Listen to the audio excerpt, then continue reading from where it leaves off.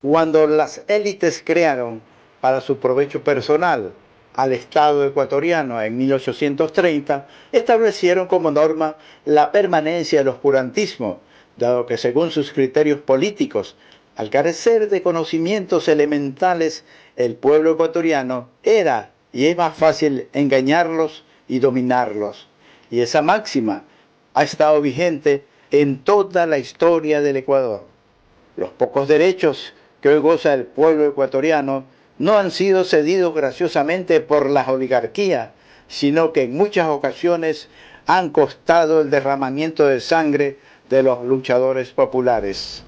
Es lo que aconteció con el movimiento estudiantil del año 1969, que solicitaba la supresión del examen de ingreso para la universidad.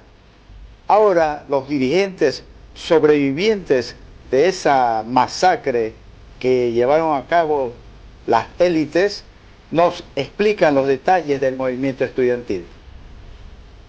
El movimiento denominado Lucha de Bachilleres, librado en 1969, en realidad fue el insurgir, la explosión de la masa contra un sistema de cosas interno de la universidad totalmente cerrado y refractario al ingreso de alumnos o de estudiantes que no estuviesen relacionados con la élite, ¿no?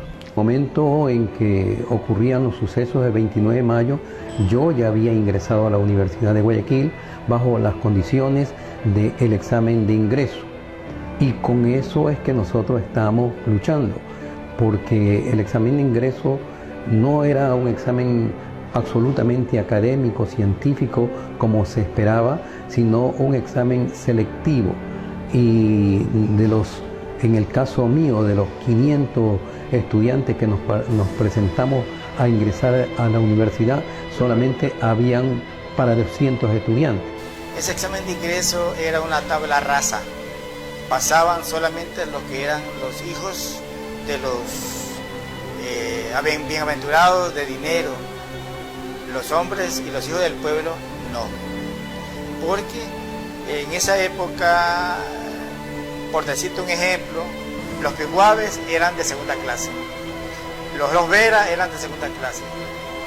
Y nosotros decimos, no, el libre ingreso a la universidad, sin examen de ingreso. Bueno, en la década del 60 existía el sistema de ingreso establecido mediante dos trabas, diríamos, para los bachilleres.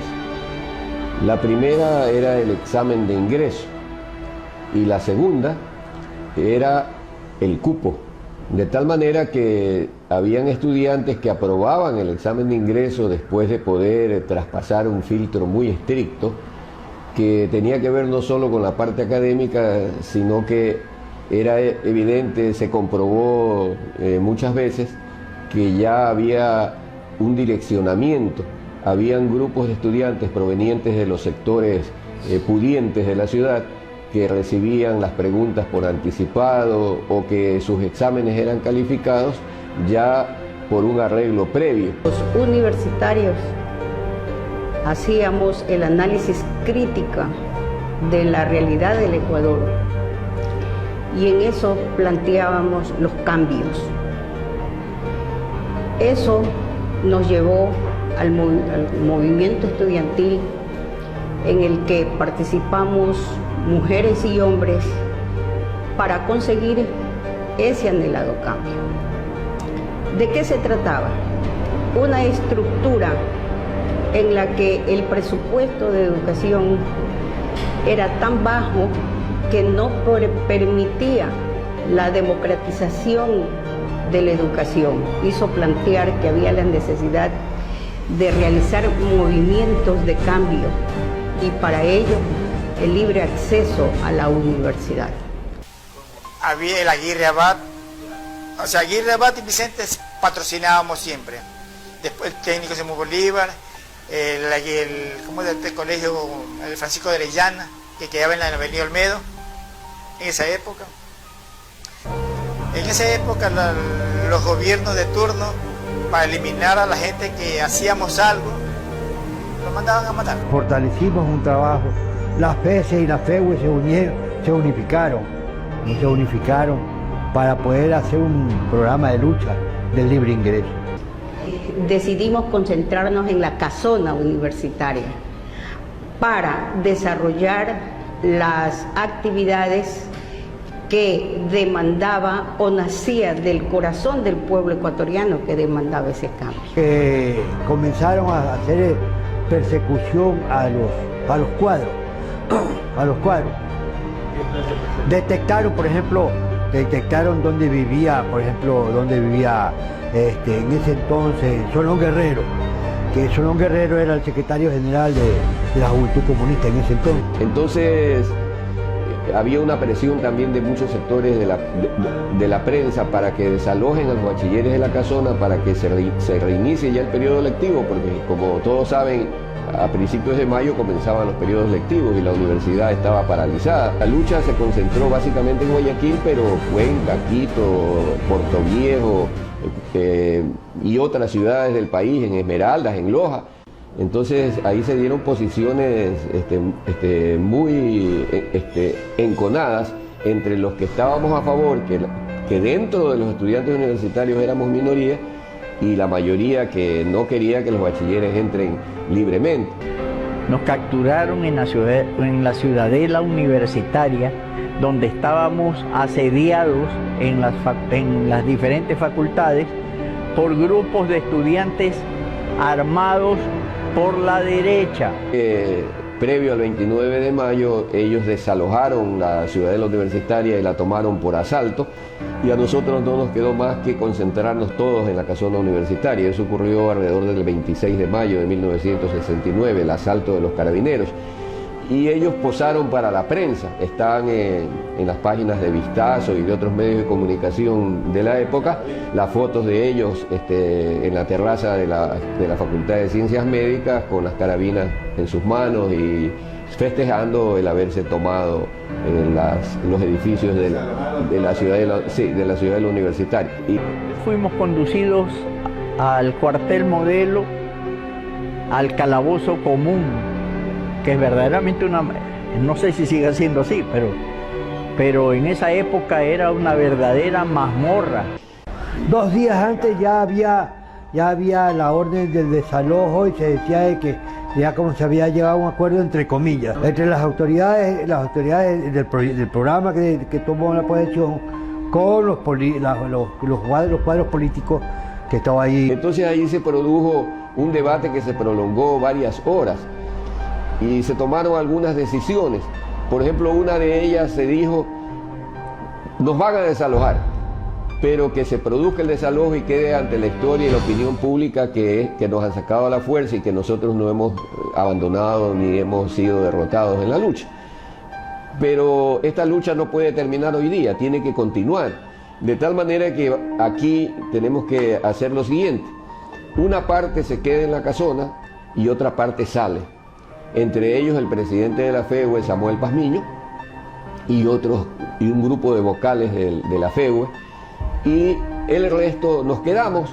Se dijo allí, o sea, una parte se queda en la casona y los demás salen para que continúen la lucha. Yo era parte del grupo que debía salir, ahí nos despedimos de los compañeros con abrazos, con saludos, inclusive hasta con risas. Los compañeros nos decían: sigan la pelea, ya saben, no van a dejar de pelear, no te vas a portar flojo. Suponíamos que la policía, por su brutalidad en la década del 60, a lo mejor golpearía a la gente, empujaría, tomaría medidas violentas de ese tipo y lógicamente la gente iría detenida.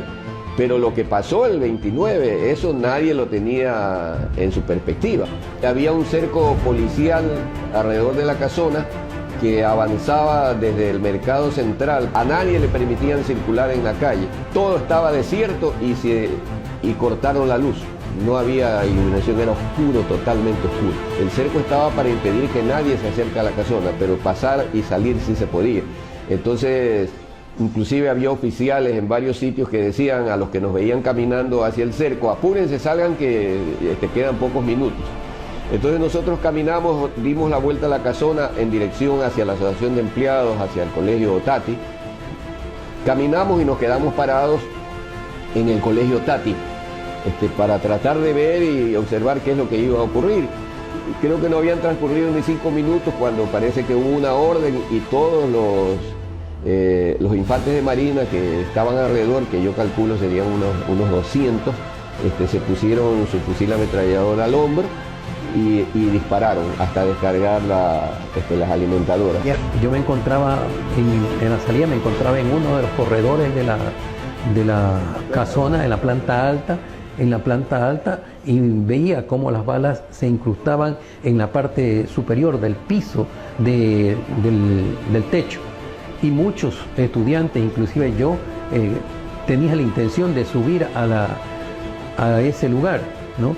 Pero las balas entraron en todo ese lugar, y como se probó posteriormente que regresamos a la casona universitaria, como la sangre caía desde el altillo que tiene el techo de la universidad. El militar que había desarrajado balas al salón y luego encendió la luz para ver cuántos habíamos caído. Entonces ahí a los vivos nos ordenaron ponernos de pie y formarnos adelante para bajar las escaleras. Como a las 10 u 11 de la noche, si mal no recuerdo, si la memoria no me es infiel, empezaron a llegar los compañeros que venían de sufrir semejante experiencia, los sobrevivientes de la matanza del 29 de mayo, venían completamente ensangrentados, golpeados, malheridos, hombres y mujeres, ¿no? Las mujeres fueron a parar al pabellón femenino, por supuesto, ya. Y los varones los condujeron hasta ese pabellón de atenuados, porque una vez más don Ernesto Sáenz de Viteri se impuso a la perversa intención de enviarnos a las celdas donde estaban penando sus culpas delincuentes de alta peligrosidad.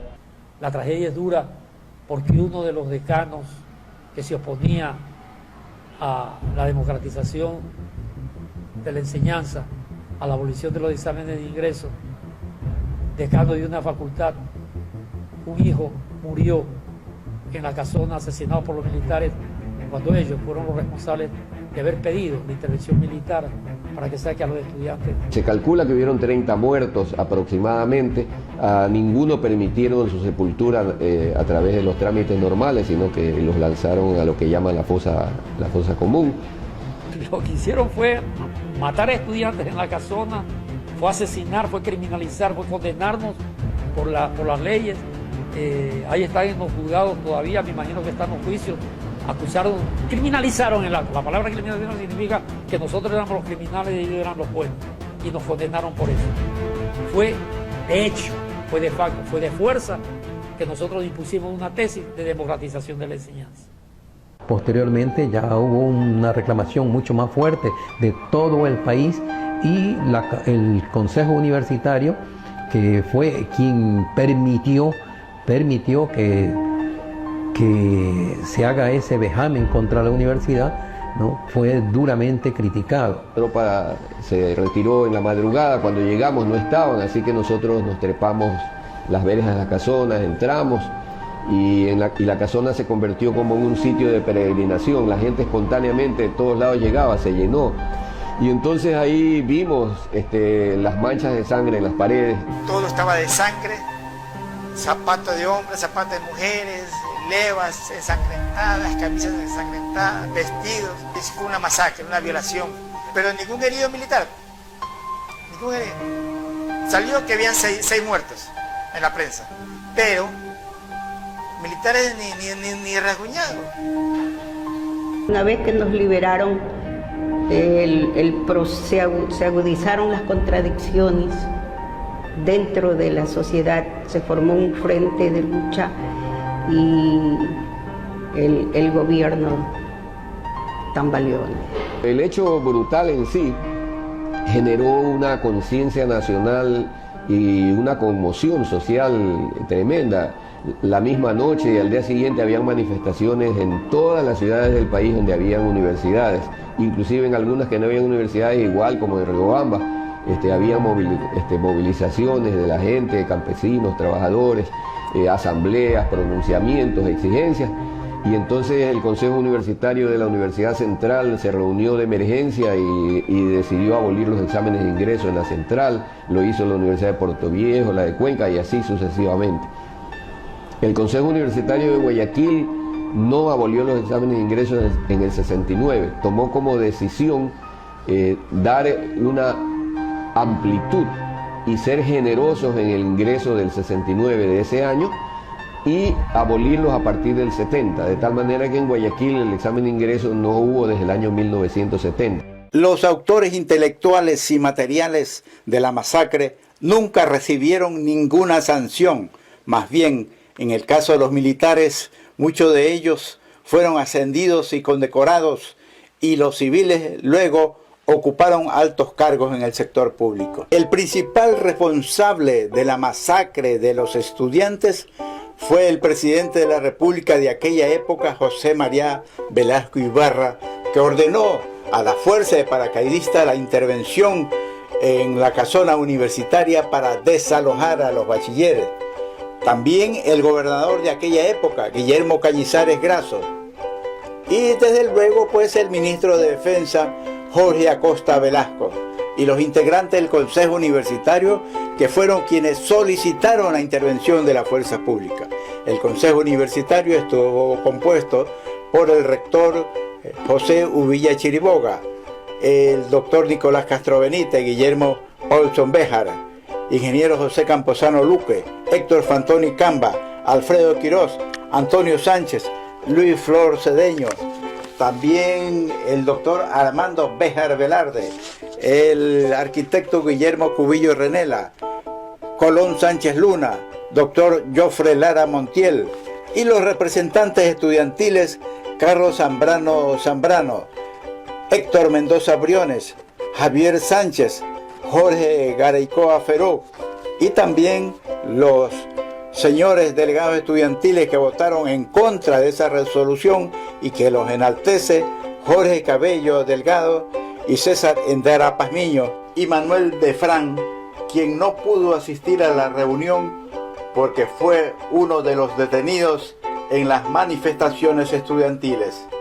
Finalmente, la universidad suspendió el examen de ingreso y por casi 45 años los bachilleres pudieron ingresar libremente a la universidad. Hasta que en el año 2010 el presidente Rafael Correa impuso nuevamente el examen de ingreso.